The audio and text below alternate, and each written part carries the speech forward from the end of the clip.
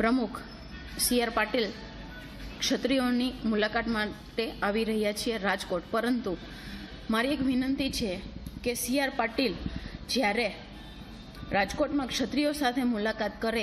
મિત્રો, હાલ પરસોત્તમભાઈ રૂપાલાના નિવેદનના પગલે મોટો વિવાદ ઊભો થયો છે અને આ વિવાદમાં મિત્રો નયનાબા જાડેજાએ ઝંપલાવ્યું છે. મિત્રો, નયનાબેન રવિન્દ્ર જાડેજાના બહેન છે અને મિત્રો કોંગ્રેસના નેતા પણ છે. તેમને મિત્રો આ રૂપાલા સાહેબના નિવેદનને લઈને શું કહ્યું તમે જાતે જ જુઓ, આખો વિડીયો તમને બતાવું છું, માટે છેલ્લે સુધી જોજો. મિત્રો, ક્ષત્રિય સમાજ અત્યારે આનો વિરોધ કરી રહ્યો છે, કેમ કે મિત્રો રૂપાલા સાહેબે જે નિવેદન આપ્યું એમાં મિત્રો ક્ષત્રિયોને લઈને ટિપ્પણી હતી અને એ વિવાદિત ટિપ્પણીના લીધે લોકો વિરોધ કરી રહ્યા છે. એટલે મિત્રો અત્યારે ઘણા ક્ષત્રિયો આના વિરોધમાં છે. મિત્રો, એક પછી એક વિવાદ ઉભા રહેવાનું નામ લેતા નથી. હજી મિત્રો રાજભા ગઢવી અને ગીગા ભંભર મામલો શાંત પડ્યો નથી, ત્યાં મિત્રો આ એક નવો વિવાદ ઉભો થયો છે. તો મિત્રો તમે સાંભળો નયનાબાઈએ શું કીધું, પણ એ પહેલા મિત્રો આપણી ચેનલને સબસ્ક્રાઇબ કરવાનું ભૂલતા નહીં, કેમ કે તમામ નવા લેટેસ્ટ સમાચાર, તમામ માહિતી આપણી ચેનલમાં તમને સૌથી પહેલા મળશે. અને વિડીયોને સાથે સાથે લાઈક કરી દેજો. મિત્રો, પ્રમુખ સી.આર. પાટીલ ક્ષત્રિયોની મુલાકાત માટે આવી રહ્યા છીએ રાજકોટ, પરંતુ મારી એક વિનંતી છે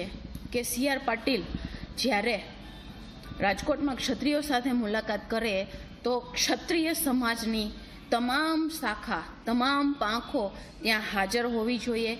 એમની સાથે મુલાકાત કરે, નહીં કે 10-15 જણાની સાથે કોઈ એક રૂમમાં, કારણ કે એમણે અપમાન જાહેર મંચ ઉપર કર્યું છે, જાહેર સભામાં કર્યું છે.